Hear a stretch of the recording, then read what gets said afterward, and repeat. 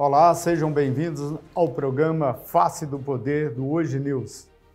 Nesta edição, uma análise dos pré-candidatos à presidência da República nas eleições de 2022. Ao meu lado está o jornalista Marcelo Mariano. Olá, grande Marcelo, é um prazer tê-lo aqui nessa bancada do Hoje News, batendo um papo aí com a gente sobre o que esses presidenciáveis podem aprontar em 2022. Será que seduz corações e mentes? Obrigado, Wilson. Um prazer é todo meu. Vai ser um debate muito interessante. Bom, eu começo já fazendo uma provocação. Com essa profusão de candidatos, é possível aí quebrar a polarização Luiz Inácio Lula da Silva e Jair Bolsonaro? Olha, Wilson, tendo em vista as principais pesquisas de intenção de voto, eu acho muito pouco provável que seja possível quebrar a polarização entre Lula e Bolsonaro. Essas duas figuras realmente polarizam nas eleições e com os dois na disputa, fica muito difícil um outro candidato conseguir ter mais chances, crescer nas pesquisas. Então, se a gente tem, eventualmente, a retirada de um desses dois candidatos da disputa, aí sim poderemos ter uma outra opção. Mas com os dois, fica realmente muito difícil. Bom, há uma tese de que, e você é um dos que advoga, que a centro-direita e a direita está muito, digamos assim, congestionada com tantos candidatos e isso fragmenta os votos, favorecendo, obviamente, a polarização Lula-Bolsonaro. Mas você não assim, pelo que a gente tem lido e acompanhado, é possível esses grupos aí, de uma certa forma, os interesses convergirem em torno de um nome? Eu acredito que tem nomes. Wilson, eu vejo três grandes forças políticas hoje no Brasil.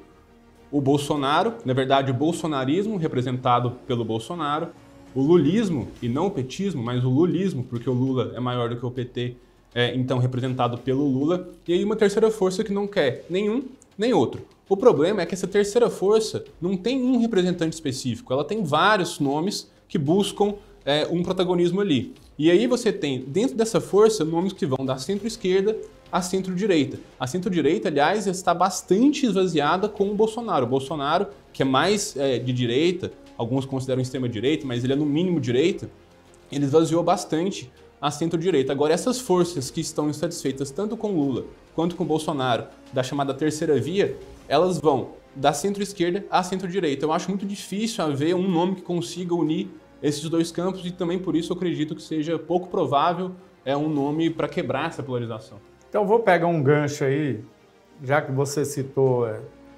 a profusão de candidatos, nomes, que não dá para aglutinar, porque não tem um nome, digamos, consistente para exercer uma liderança.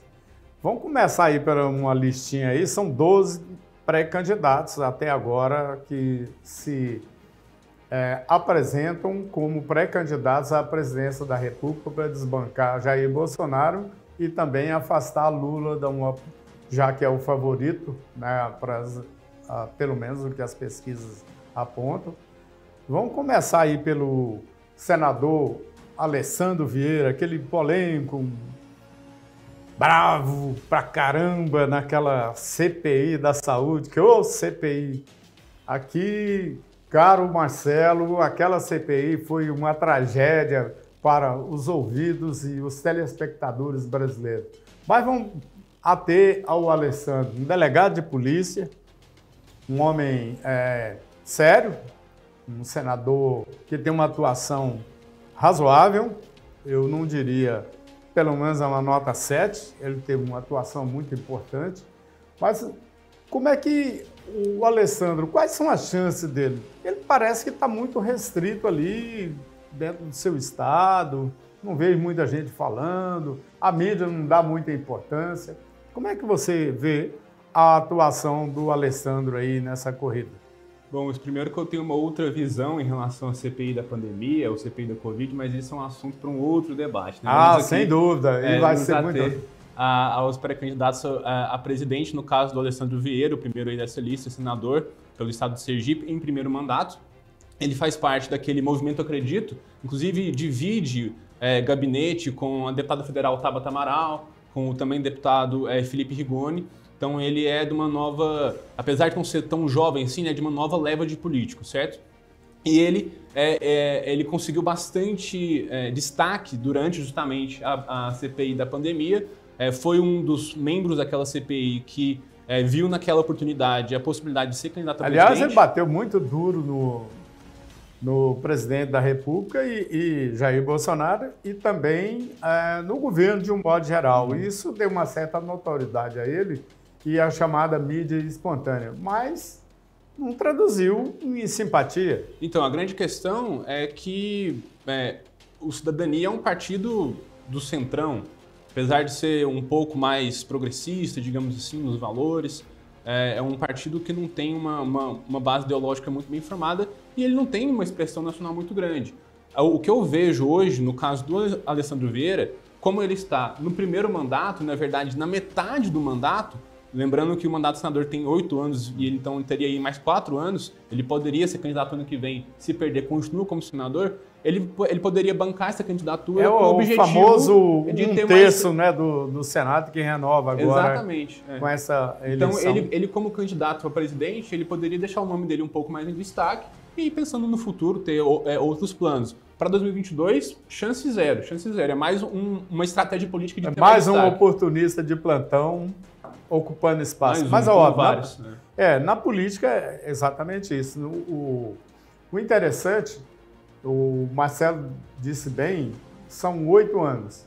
Então, é muito difícil um candidato ao Senado passar os 8 anos sem disputar uma eleição, porque isso, de uma certa forma, distancia ele do eleitorado.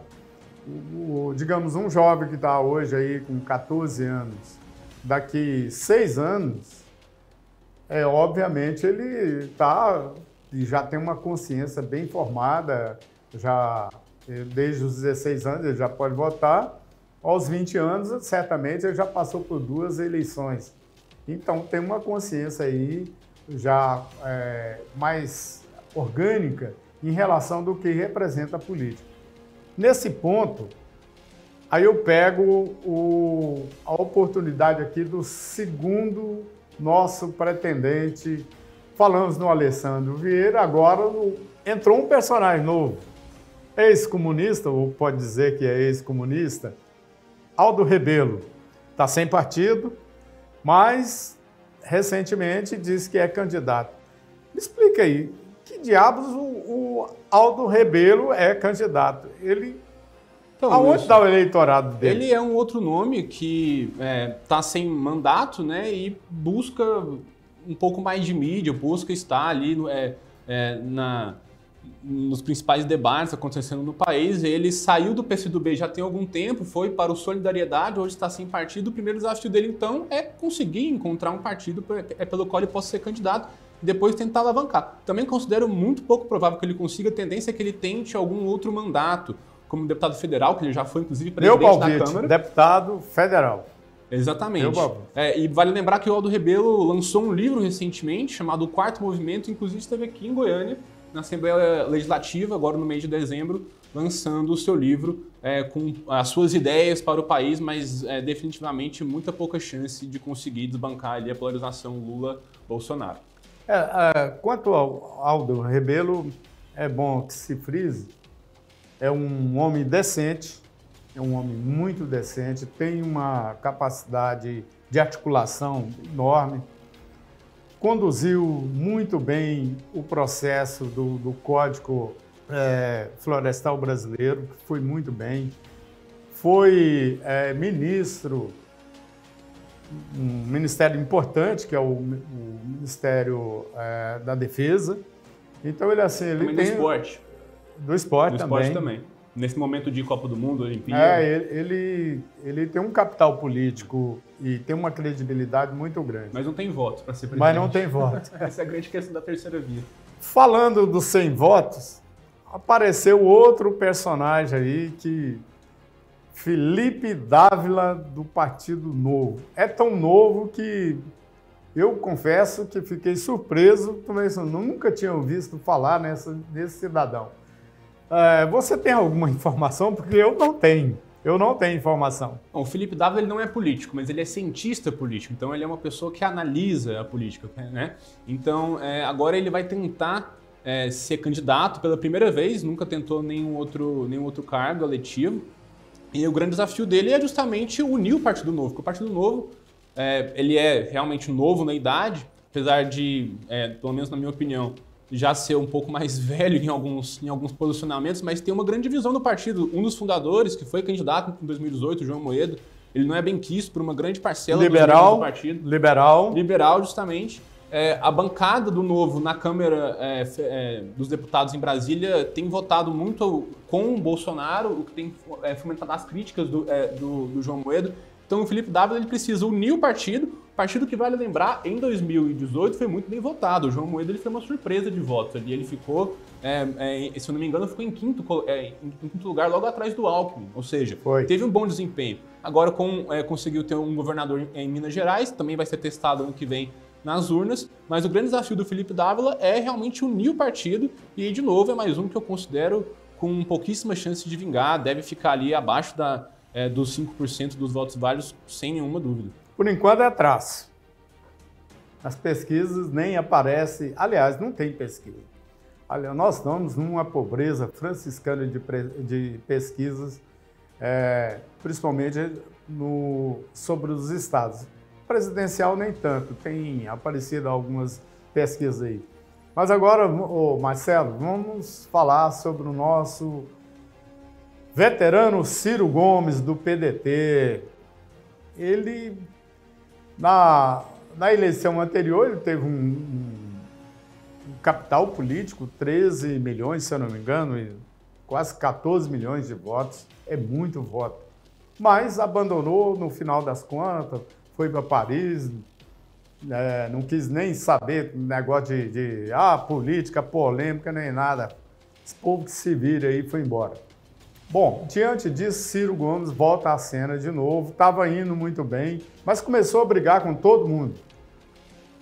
Atacou os banqueiros, atacou o setor produtivo, entrou naquela discussão polêmica de taxar grandes fortunas, que é um assunto ali meio, digamos, nevrálgico para quem detém, está no andar de cima da pirâmide social.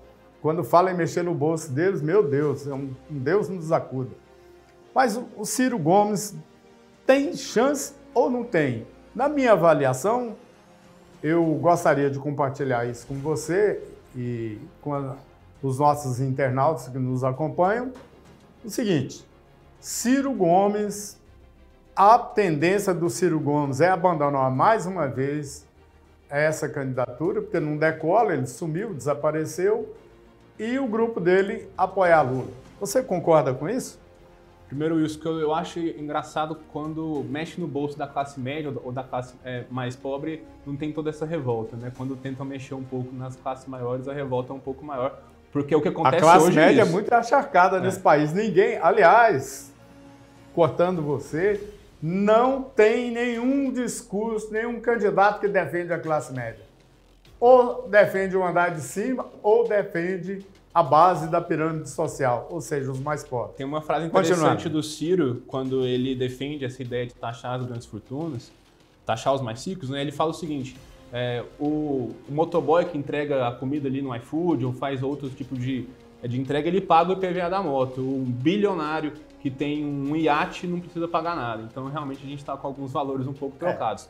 Mas o Ciro, ele vai para a sua terceira eleição presidencial. O Lula tentou 4, na quarta conseguiu ser eleito. Talvez o Ciro esteja pensando um pouco nisso, mas de fato ele tem derrapado aí nas pesquisas. O Ciro, que é muito forte, está no Ceará, mas não consegue muito passar um pouco dessa força. Aliás, os Gomes no Ceará, o PT vai ter que comer na mão deles, porque não tem como. O governador de lá, o Camilo Santana, é aliado do Ciro e ele é do PT. Exato, né? É do PT. Não, quer dizer, no Ceará é um paradoxo, né? Porque considerando que o Nordeste, sem nenhum preconceito, mas a elite política do Nordeste, são todos praticamente ali, têm os seus bolsões de votos fechados. No caso do Ceará, os Gomes são muito fortes. Não dá para fazer política de oposição a eles, principalmente no caso do PT, porque do outro lado tem também o Gereissati e tal. Se bem e o Ciro é filho político do Gereissati, exato, né? Exato. Mas o Ciro agora, para 2022, ele tem tentado surfar um pouco na onda do antipetismo. Ele quer encarnar o antipetismo pelo lado da centro-esquerda, porque você já tem o antipetismo do Bolsonaro, o antipetismo do Moro, ele quer encarnar esse antipetismo do lado da centro-esquerda. Inclusive, contratou como marqueteiro o João Santana, né? Aquela velha história. Quem com o João Santana fere, com o João Santana será ferido. Ele que foi marqueteiro também das campanhas do PT, tem experiência em campanhas eleitorais, também tem polêmicas envolvendo aí questões de corrupção, né? Mas o Ciro Gomes com o Lula na disputa é muito difícil ele conseguir crescer, porque o Lula ele concentra bastante os votos da esquerda, do chamado campo progressista, enfim. Então, o Ciro ele está muito focado dentro desse campo e não consegue expandir para o campo da centro-direita. Ele tem tentado isso justamente com o antipetismo, mas por enquanto sem muito sucesso. A tendência é que o Ciro seja o principal nome da terceira via pelo lado da centro-esquerda. Mas, enfim, vai ficar ali entre terceiro ou quarto, a depender também do principal nome da terceira via pela direita. Eu acho muito difícil ele aglutinar aí, por exemplo, centro-direita. No início, talvez até fosse possível, mas ele já bateu no Lula, bate constantemente no Bolsonaro e está batendo agora, sem dó e piedade, em Sérgio Moro. Mas ele não quer os votos desses. Ele tentou conversar com a União Brasil. Pois mas ele não vai tirar voto, por exemplo, do Lula. Os votos do Lula são orgânicos, são os votos. O PT você tem ali o seu teto de 20%, porque em toda a eleição. Esses votos são orgânicos, eles não migram. Tirar do Bolsonaro, os votos do bolsonarismo também, raiz, digamos assim, eles são orgânicos, eles não migram para ninguém. É Bolsonaro, vão perder com o Bolsonaro, ou ganhar com o Bolsonaro, se acontecer um milagre. Porque só um milagre agora para salvar o Bolsonaro diante de tantos erros. E em eleição, eu aprendi desde criancinha lá em Aurilândia, uma terra muito distante, que eu aprendi o seguinte: ganha a eleição quem erra menos. E convenhamos, Bolsonaro só tem errado. Eu acho muito difícil ganhar a eleição assim. Mas, só para encerrar o episódio do Ciro Gomes, como é que a gente tem percebido assim que o Ciro deu um certo recuo. Isso é tático? Será que é tático? Ou ele ainda pensa que tem chance de virar o jogo?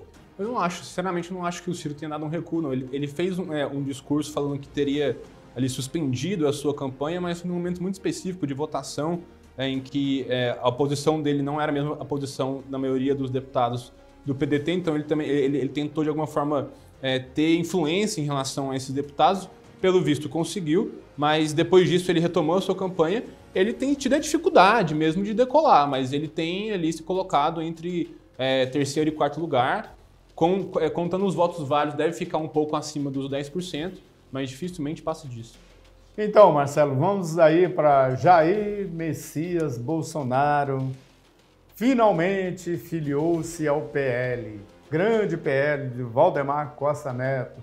Tão polêmico, tão criticado, não muito elogiado, mas muito criticado o partido, mas está aí. É o legítimo representante do Centrão. O PL agora é a casa que abriga Jair Bolsonaro e toda a sua trupe. Fala-se que pode migrar muitos deputados assim que tiver uma janela.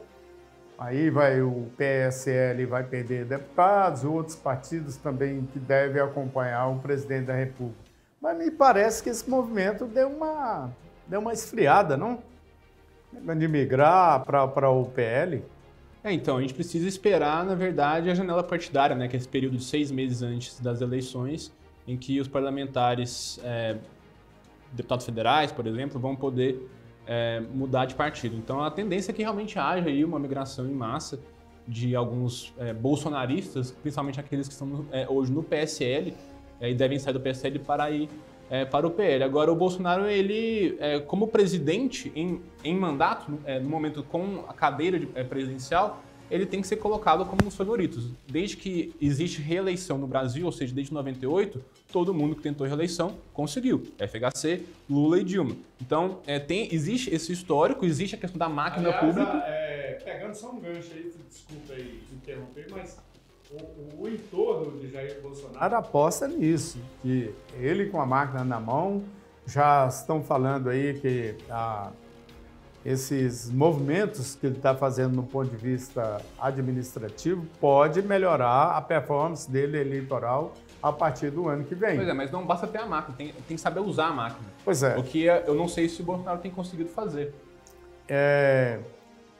Esse Auxílio Brasil, por exemplo, ele pode dar ali um upgradezinho e tal, mas as pesquisas apontam que 65%, pelo menos o do Datafolha mostrou esse número, se eu não estiver enganado, que 65% de quem recebe ou faz parte dessa rede de proteção social vota no ex-presidente Lula da Silva.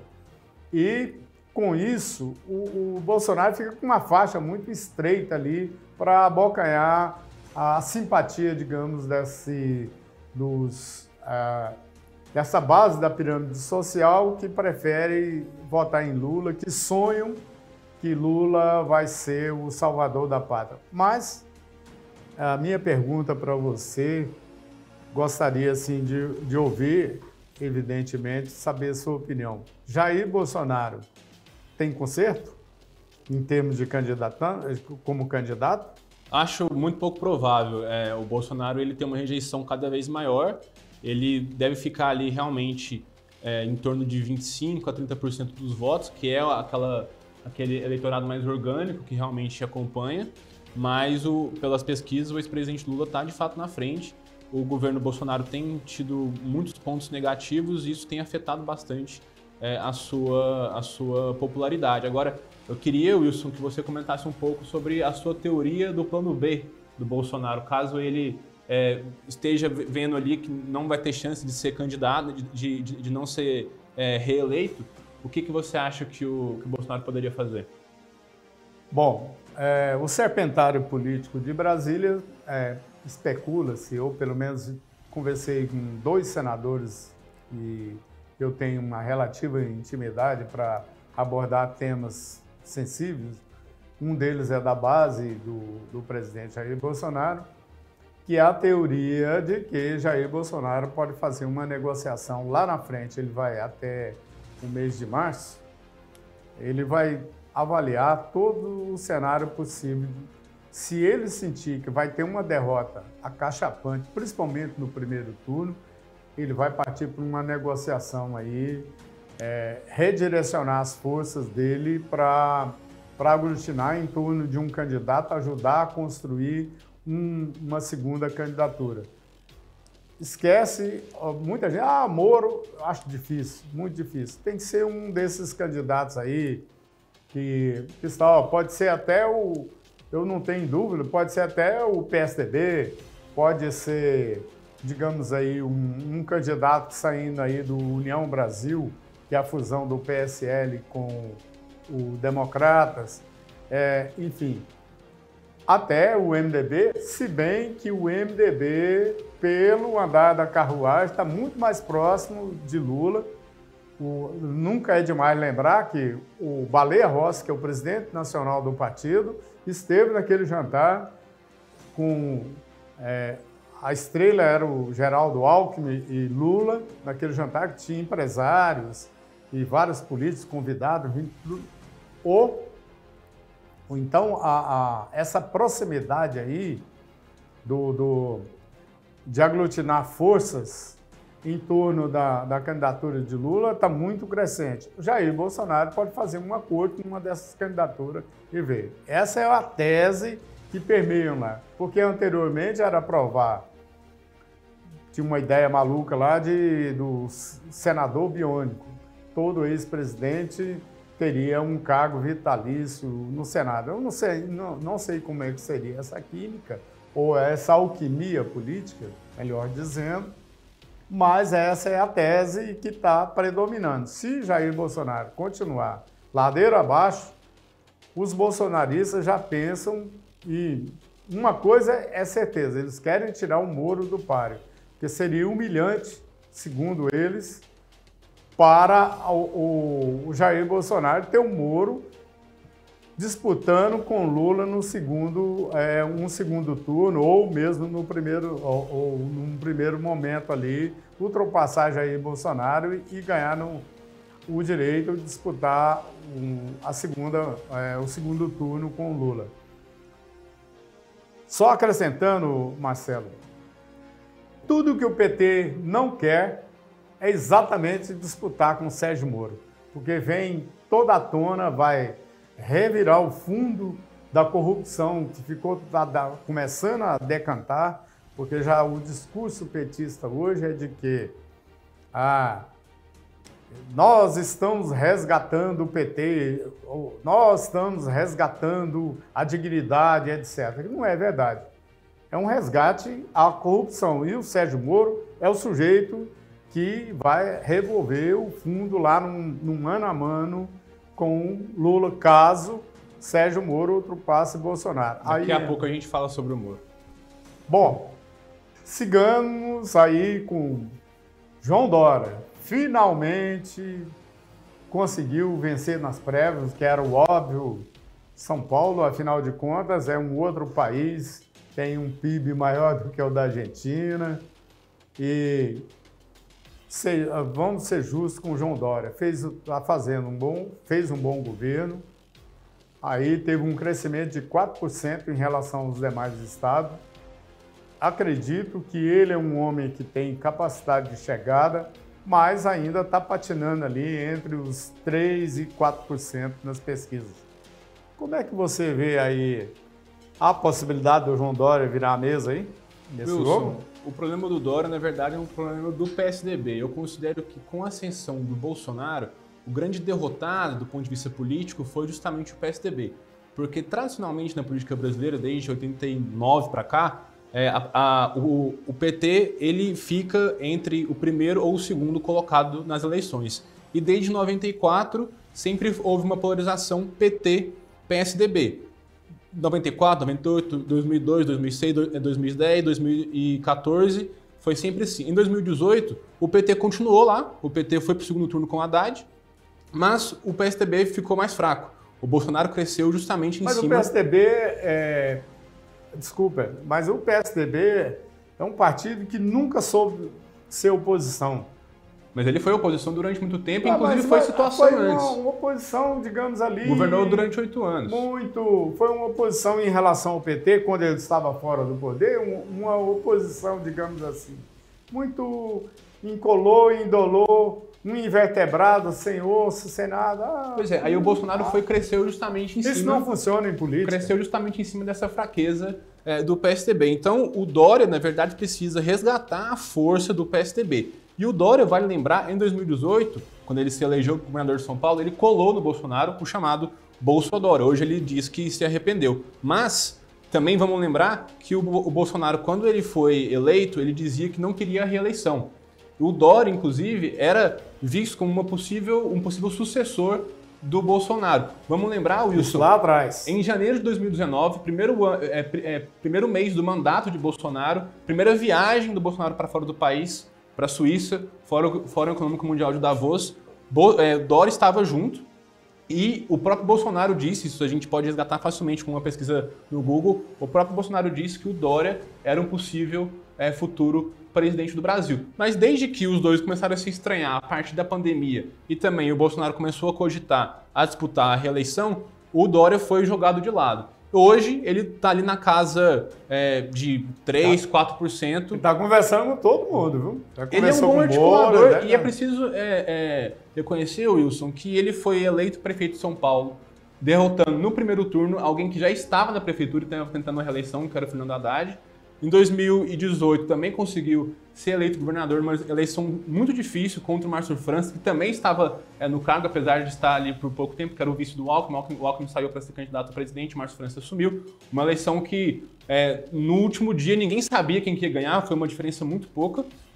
Então, agora o Dória conseguiu vencer as prévias do PSDB. Então é preciso reconhecer que o Dória é bom de eleição, mas até o momento ele tem ali pontuado nas pesquisas perto de figuras que são muito pouco conhecidas, como por exemplo o André Janones, que é um nome aqui que a gente não comentou, deputado federal lá por Minas Gerais. Ele é um fenômeno na internet. Inclusive, consegue rivalizar em termos de engajamento com o próprio presidente Bolsonaro, mas é uma pessoa do baixo clero, desconhecida da grande maioria dos brasileiros, e ele tem a mesma pontuação nas pesquisas de João Dória, que governa o principal estado do Brasil. Então, o Dória realmente está um pouco aquém, mas não é só o Dória. Eu gosto de reiterar isso. É também o PSDB que passa por uma grande crise nacional, ainda é forte em alguns estados, como o próprio São Paulo, mas também uma crise aqui em Goiás, regional. O PSDB também passa por um momento muito difícil aqui no nosso cenário goiano.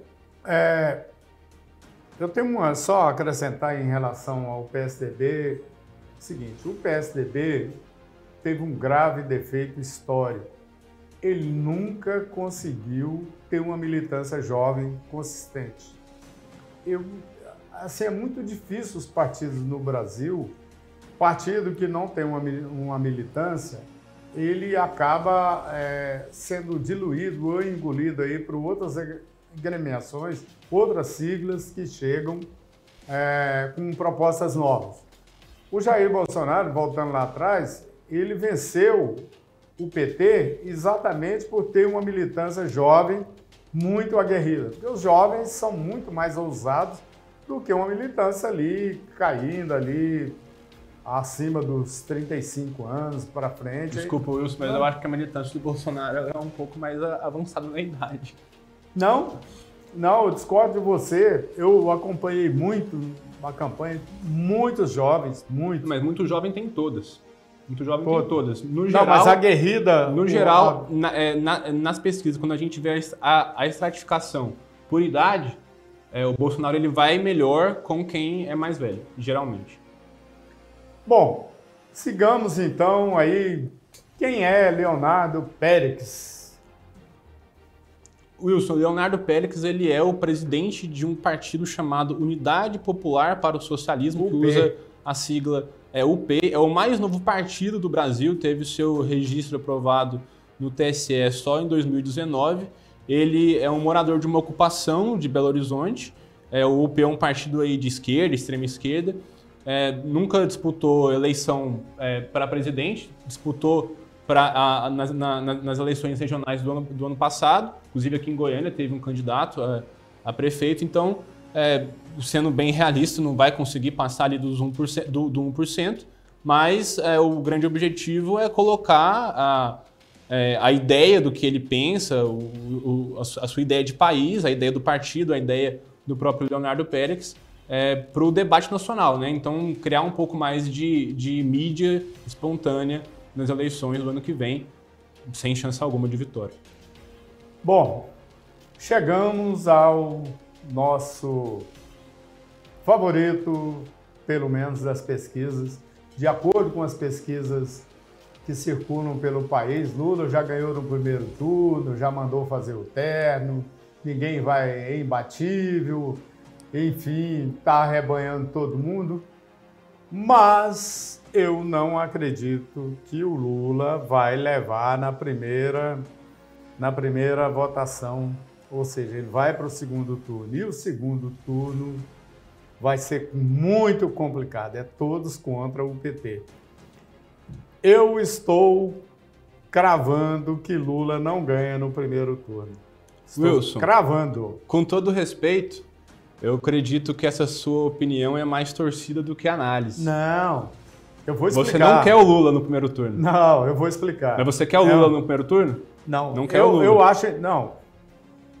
Particularmente não, mas eu vou explicar por quê. Eu acho muito difícil, mesmo fragmentado do jeito que estão, esse volume de candidatos, lá na frente, eu acredito sinceramente, porque esses candidatos não tiram voto do Lula. Esses candidatos não tiram voto de ninguém. Eles não têm voto, é 1, 2%. Pois é, mas a tese minha é o seguinte, eles vão ter que aglutinar em torno de um nome, ou vão entregar direto para o PT, e eles vão ficar sem nada. Eles não têm força, Wilson, esse é o ponto. Rodrigo Pacheco, que daqui a pouco a gente vai falar, não tem força. É 0, 1, 2%. Eu assim, também... Você acha que o Moro passa dos 15%? Então, Wilson, eu vejo hoje... Você acha que o João Dória vai ficar só em 4%? Não, a gente tá Você falando... acha que o PDT vai entregar os pontos para o Lula? Ele vai entregar lá no segundo turno. No primeiro turno, me desculpe, mas não vai. Hoje, pensando realisticamente, existem 3 cenários possíveis. Lula eleito no primeiro turno. Segundo cenário, Lula contra Bolsonaro no segundo turno. Terceiro cenário, Lula contra Sérgio Moro no segundo turno. Não tem como descartar Lula eleito no primeiro turno. Tem pesquisa que coloca ele com 48%. Isso de todos os votos, contando votos nulos, brancos, enfim, quando são só os votos válidos que a gente realmente leva em conta para a eleição, ele bate ali quase nos 55%. Segundo essa pesquisa que colocou ele com 48%.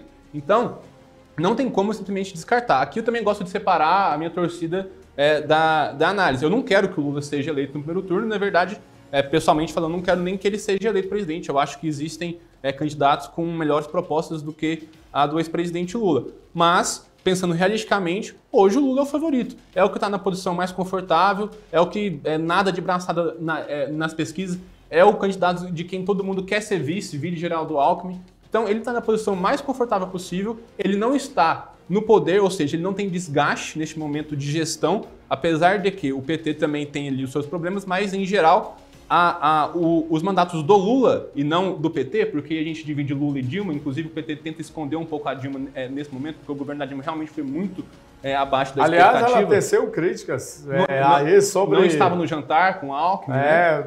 Ela teceu críticas sobre essa aliança e o Genuíno também, que é um histórico do PT, teceu críticas. Mas o Lula, Wilson, o Lula, no imaginário coletivo, ele traz muito a memória de uma estabilidade. Querendo ou não, durante o governo dele, o país esteve num momento, pelo menos econômico, mais estável do que está hoje. Hoje, quando o eleitor, que não tem muitas vezes o que comer na sua mesa, ele não está preocupado com ideologia. Ele está preocupado em ter paz, está preocupado em ter o que comer, em ter um pouco mais de estabilidade. E aí ele lembra do Lula. Mas eu também não acho que o Lula seja necessariamente essa estabilidade. Até porque 2002, o cenário brasileiro e o cenário mundial são completamente diferentes. Favorável. O Lula tem feito muita coisa, muito discurso voltando ao passado do que ele já fez, mas pouca coisa pensando no futuro. Os desafios de hoje são diferentes, inclusive são desafios até maiores. Mas, na cabeça do eleitor, é o Lula que traz a estabilidade. Nesse momento instável, ele cresce por causa disso. Ok. Bom, Rodrigo Pacheco. Eu que apostava no Rodrigo Pacheco. Achava o Rodrigo, essa cara simpática, bom mineiro, discreto.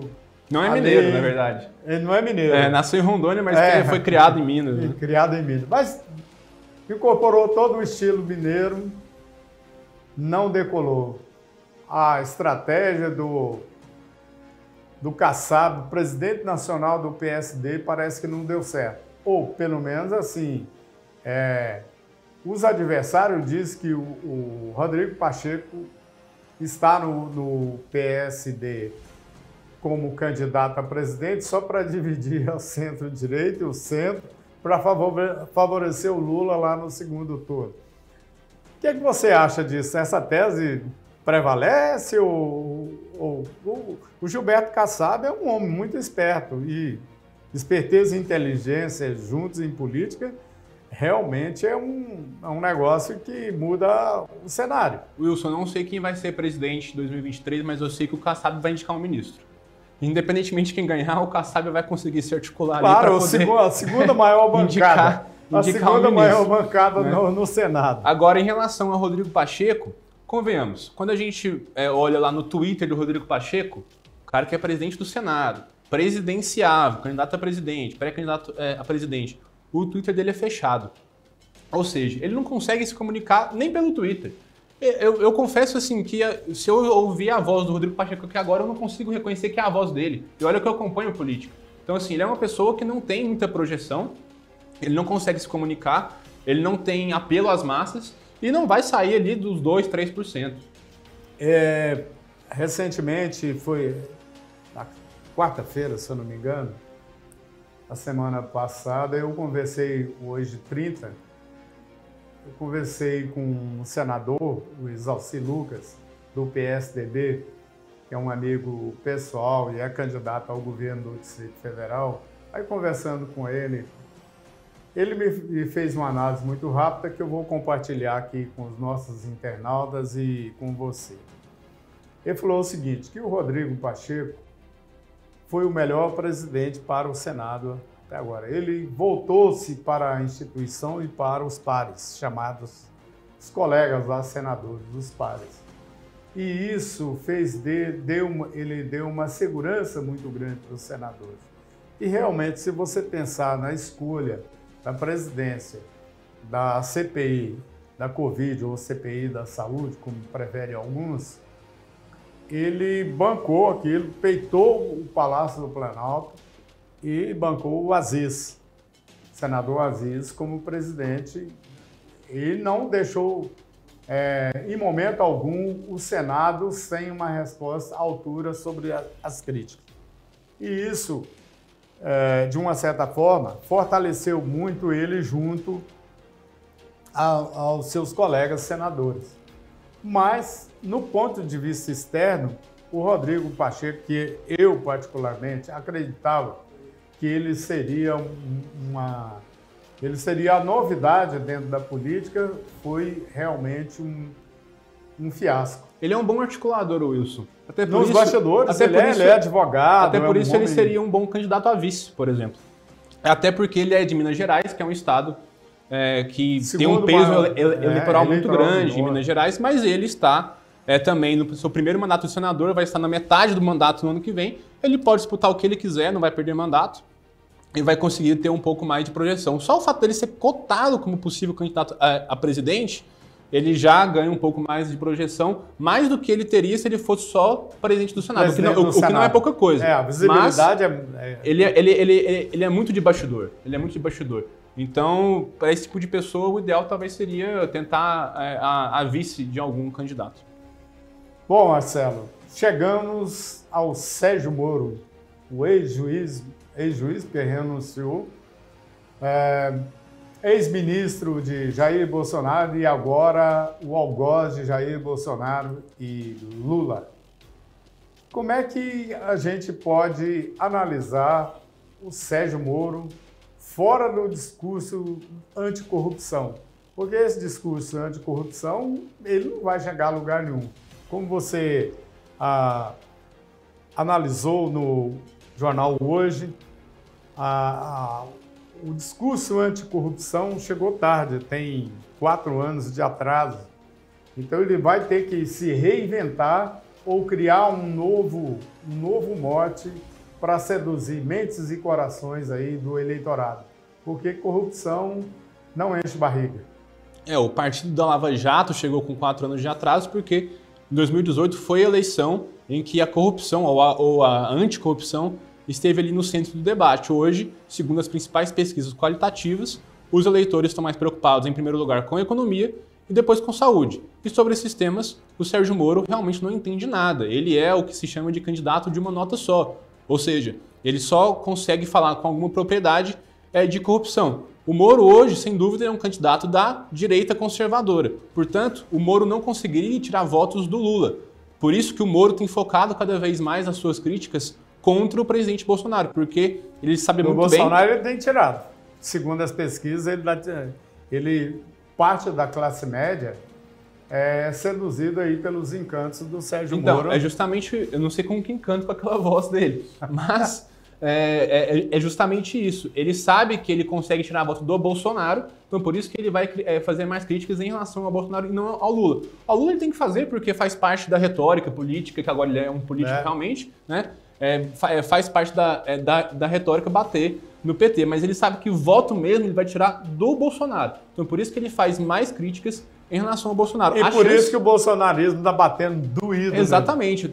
Vai de um lado, vai de outro. A chance do Moro ir para o segundo turno e vencer as eleições é justamente tirar o Bolsonaro da corrida, e para isso ele precisa bater no Bolsonaro agora, e depois tentar polarizar com o Lula no segundo turno. Num eventual segundo turno, que seria aquele terceiro cenário que eu falei que seria dos cenários mais prováveis. Mas eu não acho que o Moro ele tenha assim, muita condição de falar em corrupção, porque hoje já está mais provado do que nunca que o ex-juiz Sérgio Moro, ele realmente, para ele, os fins justificavam os meios durante a sua condução da Operação Lava Jato. Um caso muito claro é uma pergunta que eu acho que ninguém consegue responder: por que o Lula foi julgado em Curitiba se ele morava em Brasília e o triplex era no Guarujá? Então, houve algum tipo de forçação de barra para que o processo do Lula fosse levado até Curitiba nas mãos do ex-juiz Sérgio Moro. Então, assim, hoje, praticamente há um consenso de que o Moro extrapolou alguns limites durante o seu período como juiz, e isso faz com que ele possa, eventualmente, ser atacado por aqueles que são seus adversários e que não querem que o Moro encare esse discurso da anticorrupção. Bom, mas ele precisa de uma fonte. Mas eu insisto que há a possibilidade, por exemplo, o União Brasil, que é essa fusão do PSL com o Democratas, já teve algumas tratativas com o Sérgio Moro. Embora uma parte, por exemplo, teve uma parte aí que falou, não, Sérgio Moro não. Quantos votos tem a União Brasil? Quantos por cento? Não sei quantos, Ricardo. Quantos por cento? 2, 3%. 3%. O foco do Moro tem que ser bater no Bolsonaro e tirar a volta do Bolsonaro. Não, eu digo assim, há a possibilidade do União Brasil vir apoiar um candidato que pode ser o Sérgio Moro, assim como o PSDB também. Essas tratativas, fatalmente, elas vão ter que... Por isso que eu defendo essa tese, Marcelo e caros internautas, que lá na frente, a partir de março, vai ter uma definição aí, vai afunilar essas candidaturas. E certamente terá 3 candidatos fortes. Eu concordo. Nós concordamos aparentemente, mas desculpa interromper. Eu concordo que vai haver essa afunilada de candidatos. Aqui está falando de 12 pré-candidatos a presidente, muitos deles vão acabar desistindo no meio do caminho. Mas o meu ponto é que muitos desses candidatos não têm muito peso eleitoral. Então, na prática, essa afunilada não vai gerar um resultado que mude muito o cenário que a gente tem hoje das principais pesquisas eleitorais. Bom, estamos chegando ao final aí do nosso bate-papo. Hoje analisamos aí a possibilidade, o cenário de cada pré-candidato que são ao todo 12. E, por último, Simone Tebet, senadora pelo Mato Grosso do Sul, que lançou-se candidata pelo MDB.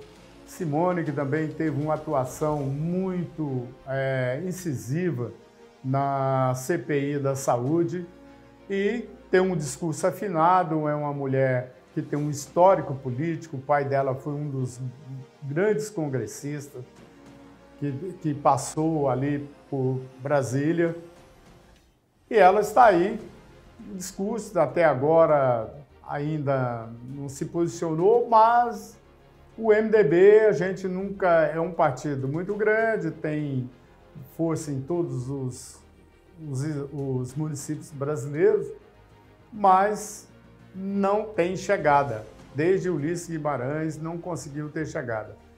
Avaliam-se que Simone está aí no jogo para negociar, como você bem lembrou, um ministério. É possível isso? Nem mesmo com Ulisses Guimarães o MDB tinha chegado quando o assunto era eleição presidencial.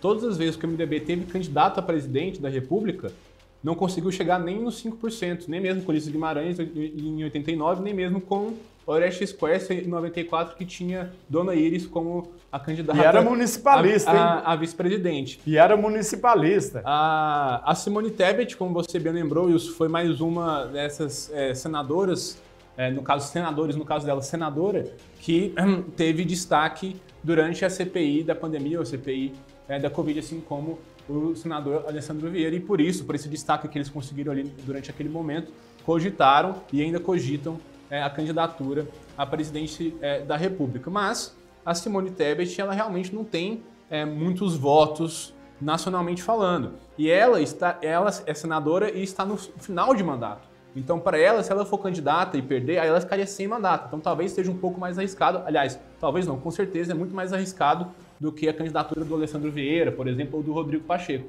Então, ela precisa ter como uma prioridade específica, quero ficar com mandato, quero ficar sem mandato, quero tentar ser presidente, ou então abdicar da questão da presidência e tentar a reeleição ao Senado, ou uma eleição, eventualmente, a governadora do Mato Grosso do Sul. E o MDB é uma característica, assim como o PSD que eu comentei agora há pouco, muito mais articulador e tem muito mais cara de vice do que de candidato a presidente.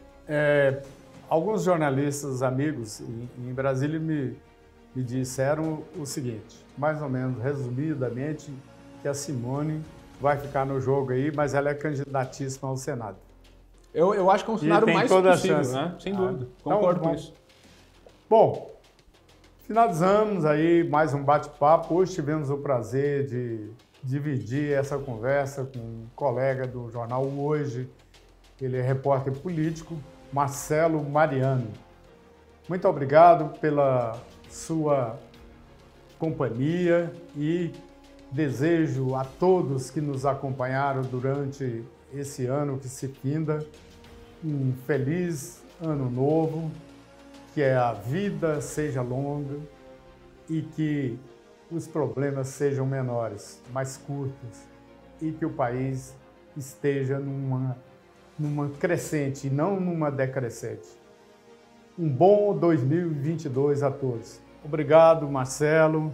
Muito obrigado, Wilson. Feliz ano novo para todo mundo. Até a próxima. Até a próxima.